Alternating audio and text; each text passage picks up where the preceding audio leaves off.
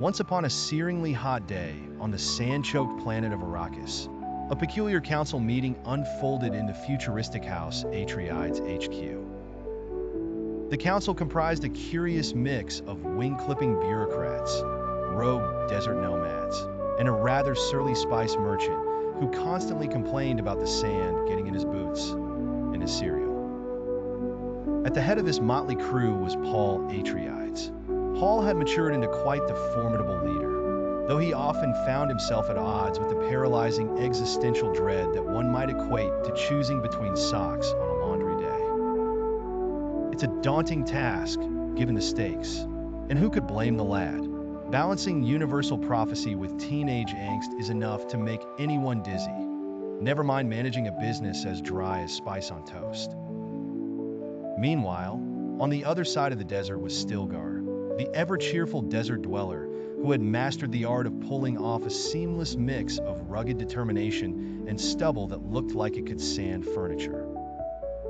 Stilgar and his peppy band of freemen had a knack for melting into the background, quite literally, as if they were auditioning for Desert Bingo meets hide and seek. Lady Jessica, Paul's mum, ran somewhat of a wellness retreat, cleverly named Bene Yogasarit, which involved teaching the art of mind control through strategically timed breathing exercises, the ultimate desert self-care package.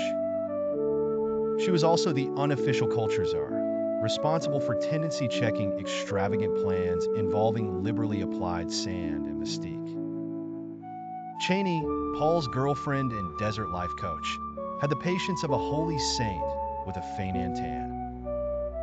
Without her grounded wisdom, Paul might have impulsively decided to conquer the neighbor's camel ranch just for kicks. A bad idea no matter how satisfying the conquest promised to be. With visionary powers on Wednesday, telephoto predictions on Thursday, and a pinch of catastrophe management on Fridays, Paul's calendar looked less like a warlord's than someone auditioning for a role in the Universal All Sorts Tasting Committee. Together, this ensemble of the galaxy's most unlikely heroes faced the immense challenge of safeguarding spice production while making sure no local much-loved band the Voss always got a blue ribbon in the annual races. And that, my friends, is how they put the fun in fundamental planetary conservation. As for Paul, he discovered that the key to eternal leadership isn't just about winning battles or marrying for overinflated bloodlines. Instead, it's about embracing your inner nerd, staying hydrated, and knowing when to take a day off to let your feet breathe.